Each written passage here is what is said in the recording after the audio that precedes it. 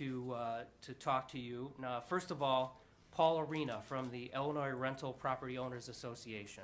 Paul? Thank you, Mike.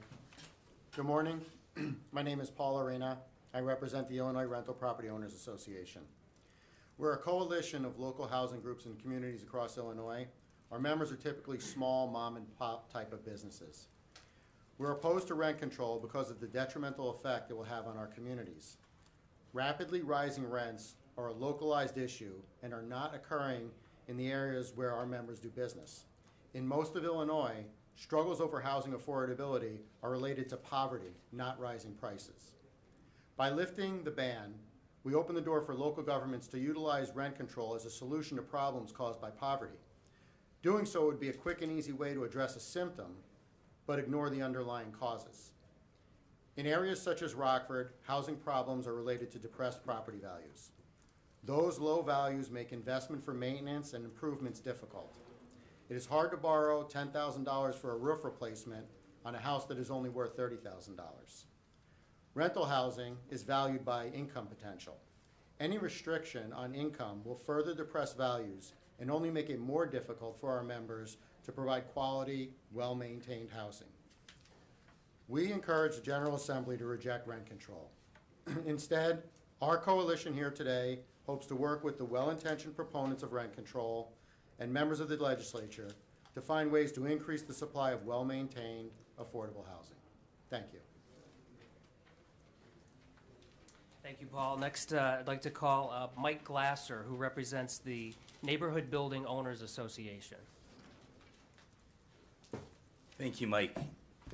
Again, I am the president of the Neighborhood Building Owners Alliance. We are a group of Chicago-based neighborhood building owners. We represent a variety of communities from Rogers Park, where I'm from, to Lincoln Park, to the south side, to the greater Austin area. We represent many of the mom and pop type smaller buildings that are in the neighborhoods, providing a bulk of the affordable housing. I also live in the Rogers Park neighborhood, and I want to explain this pin I have, which has rent control with the line drawn in the middle, and it says, "Ask me why." This pin is borne out by something that happened to me last August when I'm in Rogers Park, and I heard at a farmer's market that somebody was advocating for petitions so rent control or lifting the ban could be put on the ballot in last November's election. At the farmer's market, I heard the petitioner, the person trying to get the signature, say, when calling people over, "Do you know that your landlord can raise his or her rent to whatever level they want?" I heard this, and I heard her say it again. "Do you know that your landlord can raise your rent to whatever level you want?" So curiously, I went over and spoke to her. Now, I didn't convince her that actually we cannot raise our rents to whatever level we want if we want our apartments rented, because achieving a rent is a negotiation between two parties. There's a fair market value for an apartment that's reached between the parties. And it's a system that has worked very well for many, many years and should continue to work, because that is the most equitable and fair way of achieving a value. Now, that's not to say that there are not problems with affordable housing. We are aware of these problems. Rent control, this notion of controlling rents, clearly goes in the wrong direction, does not address the problem of rental, people being rent burdened. Solutions are being offered by our SHAPE Coalition and other industry partners, and even within the city of Chicago, not a state issue, but in the city there are some innovative approaches that are being looked at.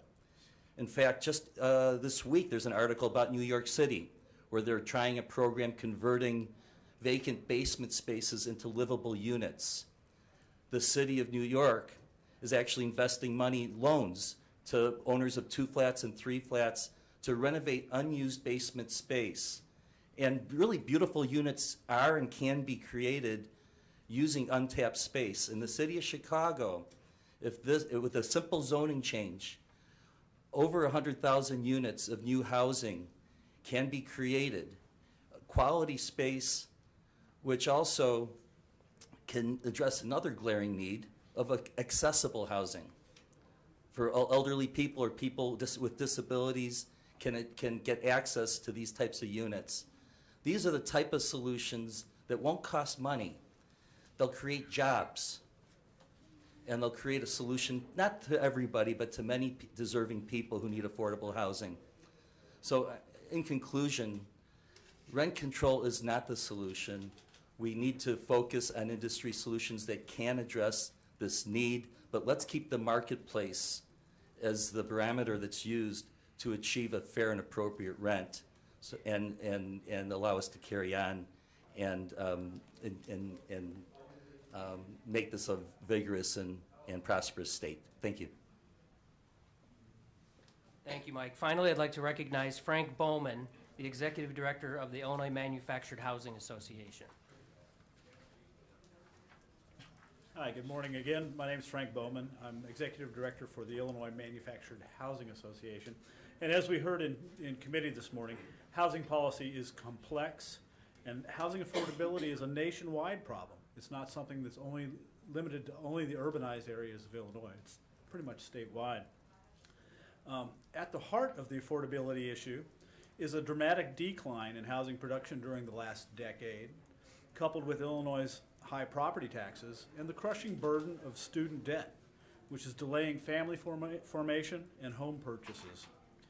Most first-time home buyers simply don't earn enough to afford a home at today's high prices, and the sacrifices required to do so make no sense to them. So that, in essence, creates more renters who are vying for an already limited housing supply. Compounding the problem are the many local jurisdictions who have successfully developed big box retail centers and commercial office parks with thousands of new jobs and absolutely no provisions for housing any of those workers at the varying wage levels needed to fill those jobs. Factory-built housing is uniquely positioned to help alleviate demand for new homes. However, some cities discriminate against this affordable alternative and flatly prohibit factory-built housing as an option within their jurisdictions. Exclusionary housing policies adopted by many cities have further contributed to the lack of affordable housing. We believe those local policies should be clearly targeted as any part of attempted statewide housing policy reform, not allowing the very cities that caused the crisis to hold discussions on rent control. Thank you for your interest in being here today. Thank you, Frank. So with that, I just wanted to point out, I think you have in your materials a handout that outlines some of the specific policy proposals that we have put forward, the Shape Illinois Coalition. We had participated in a very, I thought, a very good hearing this morning on the rent control issue in the House subcommittee, and we look forward to working with the General Assembly to address the housing affordability issue by, again, bringing meaningful policy ideas that we can implement short of destructive rent control policy. So with that, I'd be happy to answer any questions that you might have, or if you have anything for any of the representatives here. People are coming to Springfield all the time advocating for local control. And, you know, I chatted with Will Gazzardi yesterday after we chatted, and, you know, he said, well, my bill is just to lift the ban on rent control and then let local governments decide. In Chicago in particular, I mean, only Toni Preckwinkle has said that she's for rent control, and Lori has said, you know, nothing really. So what's the danger of just lifting the ban and letting local communities decide what's best for them? Well, you know, I understand that argument, and you know, on most issues, I think we would probably agree.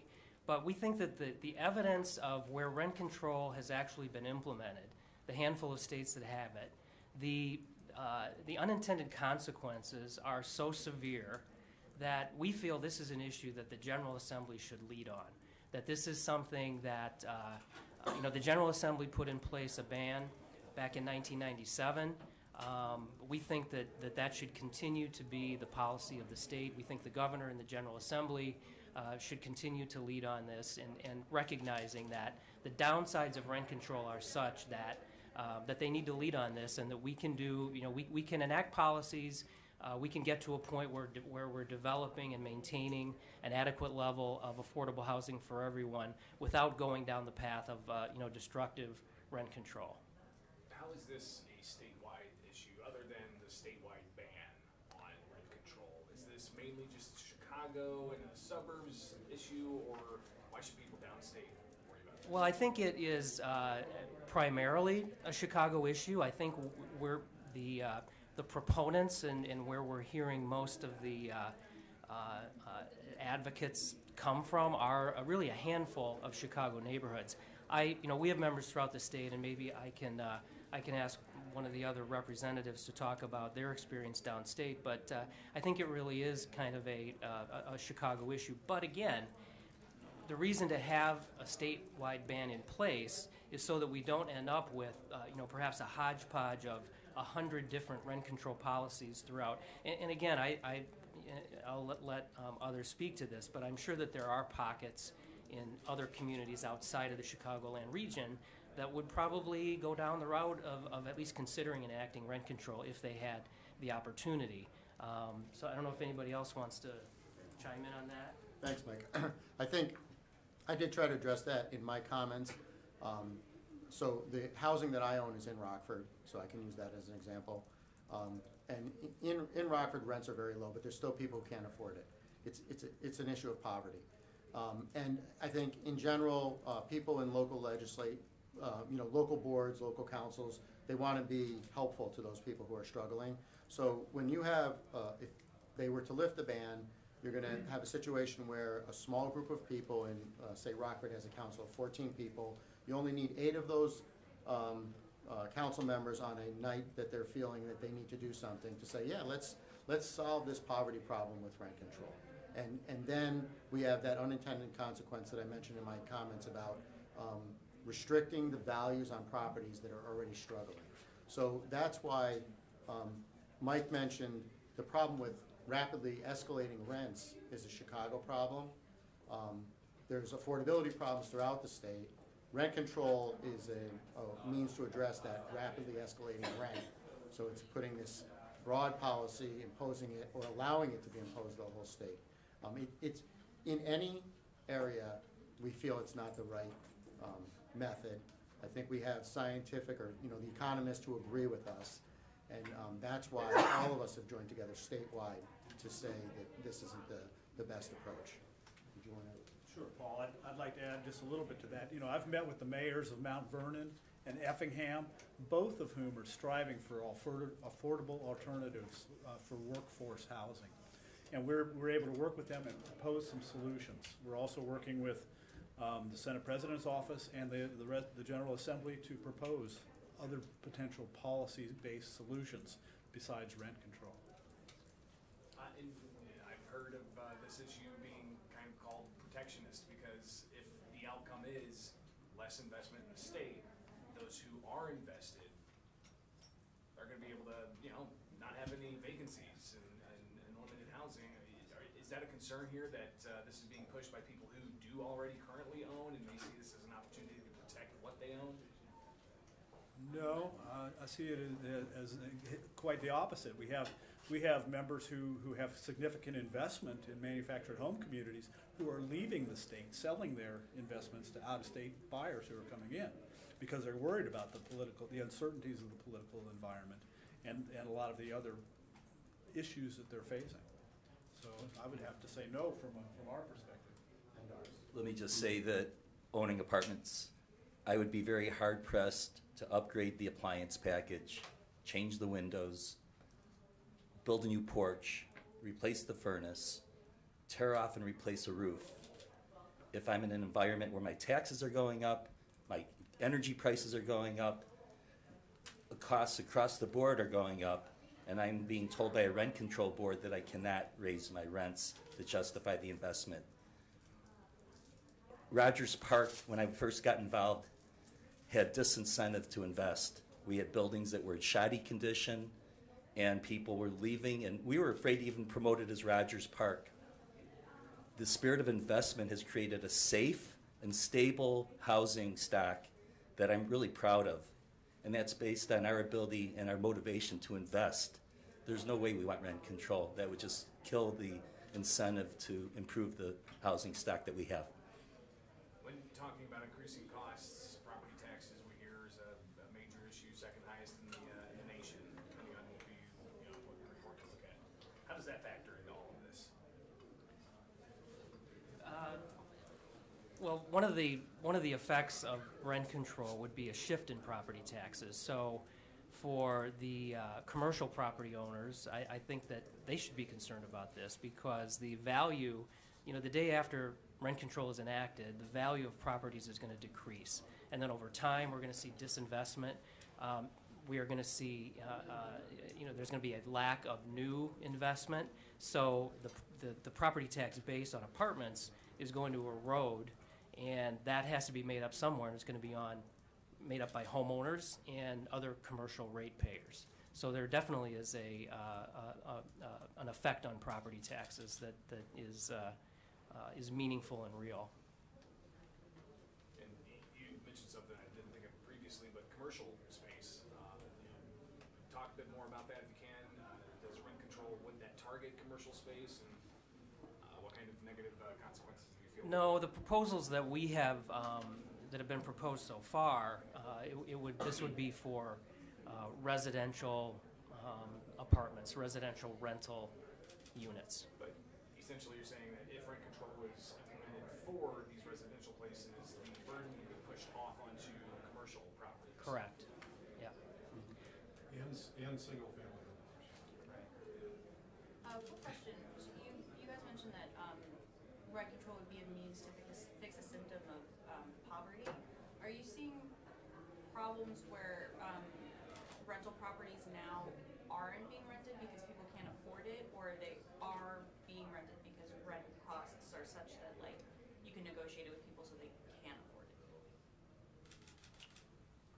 I'm not sure that I understand the question. I think that, first of all, rents in Chicago and throughout the state are relatively, very modest compared to other big cities in particular, like San Francisco and New York, for example, are two of the biggest examples that actually have rent control, and they have the highest rates of any two cities in the country. So I think that, as I think it was Mike that mentioned, or maybe Paul, rents are set at the market level. So, who can afford to live where is really determined by the market. And does anybody else have any insights into that? That's something I really like to say. The neighborhoods. A lot of the landlords are the neighbors. A lot of us are owner-occupiers.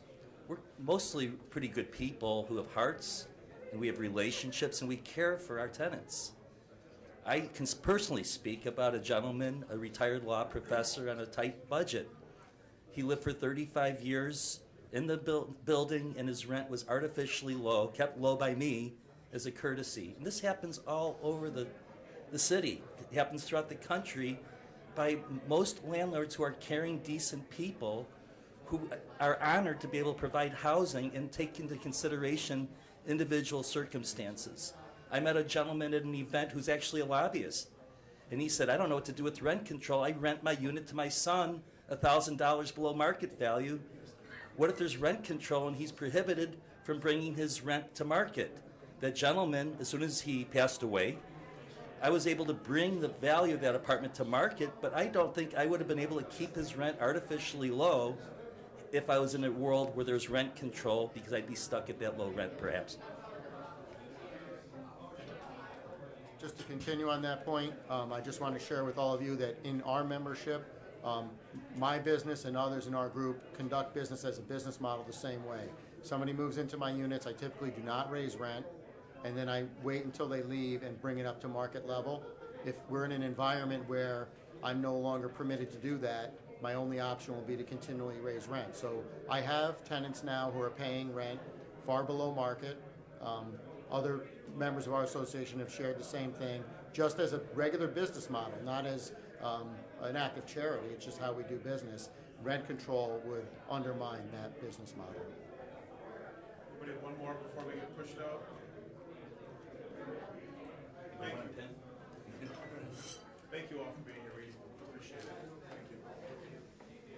for watching the Illinois Channel. You may also wish to follow us online, where you are free to make comments or program suggestions.